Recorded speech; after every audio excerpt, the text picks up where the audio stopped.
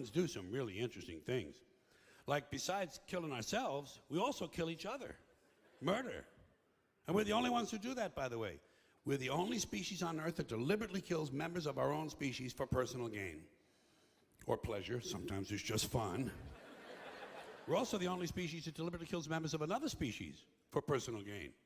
Or pleasure. That's what hunters do. They kill for pleasure. That's us. Human beings. Interesting folks. Murderers. Here's an interesting form of murder we come up with. Assassination. You know what's interesting about assassination?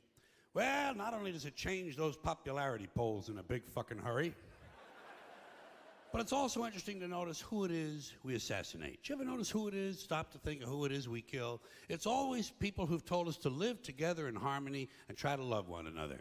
Jesus, Gandhi, Lincoln, John Kennedy, Bobby Kennedy, Martin Luther King, Medgar Evers, Malcolm X, John Lennon. They all said, try to live together peacefully. Bam!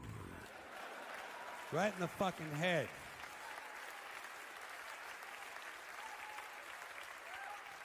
Apparently, we're not ready for that. Yeah, that's difficult behavior for us.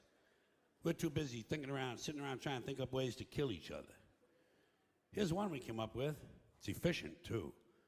Genocide, you know? Killing large numbers of people simply because they don't look like you, they don't talk like you, and they don't have the same kind of hats you do. You ever notice that anytime you see two groups of people who really hate each other, chances are good they're wearing different kind of hats. Keep an eye on that, it might be important. But anytime there's genocide, there are always mass graves. Right? Every time we kill some dictator and go march into his country, we always find mass graves. Thousands and thousands of dead bodies of people the dictator killed. And everybody over here gets horrified. Whoa, mass graves, whoa. Well, shit, what's a guy supposed to do with a couple thousand people he just killed? Dig separate holes? Fuck that shit. It's labor intensive. Get real. The whole idea of killing a large number of people at one time in one place is convenience, efficiency. Throw them in the fucking hole. Look at it this way. At least the dictator had the decency to throw a little dirt on them. Give the guy some credit. Dictator's a busy man. Got a lot on his mind. Like trying to figure out who's planning to kill him so he can pick them up, put them in prison, and torture them. Here's another one of our interesting, heartwarming behaviors we come up with. Somewhere along the way, torturing each other. You want to hear a really cool torture that the Romans invented? They also used it as a form of capital punishment. It's really creative. They would take the guy in question, stuff him in a burlap sack, seal the sack up real tight, and throw it in the river. But, and here's the creative part, inside the sack with the guy, they would put a dog, a monkey, and a snake. Okay?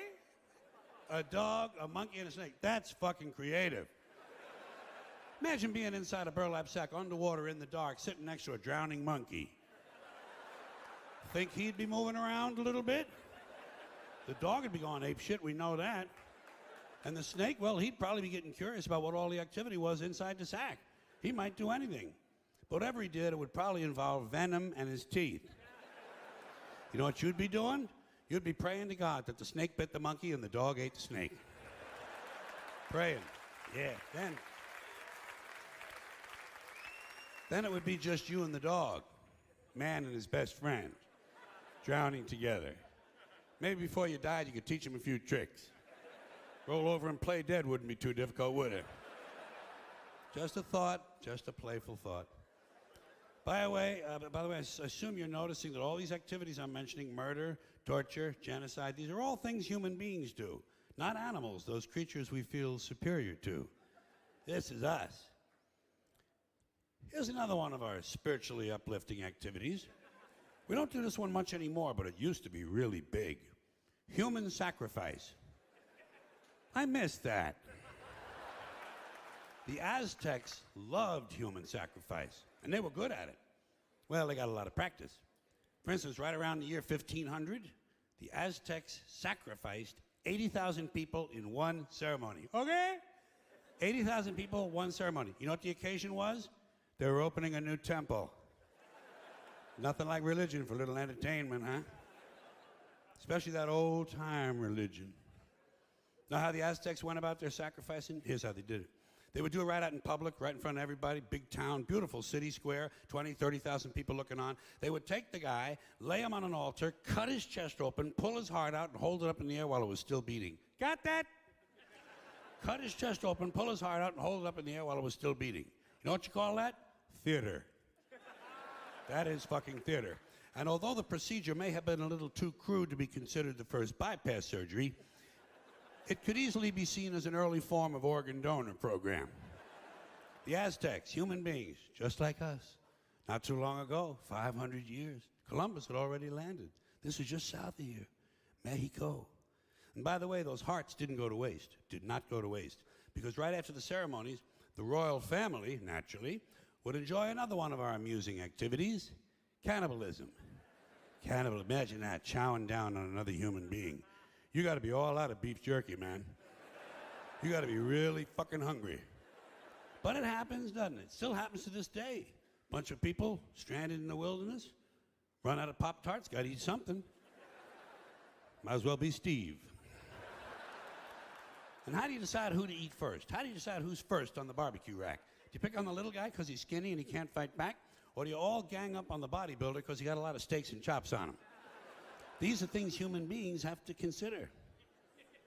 One more of these charming diversions of ours, necrophilia. Huh? Now there's a hobby for you. Fucking a corpse. Takes a special kind of guy, don't you think? But it happens, more than you might think. It happens among humans. Animals don't do that. Animals don't fuck their dead. A rat will do a lot of gross things, but he will not fuck a dead rat. It wouldn't even occur to him. Only a human being would think to fuck someone who just died. We gotta be the most interesting critters on the planet. And then we wonder why a UFO doesn't just land and say hello.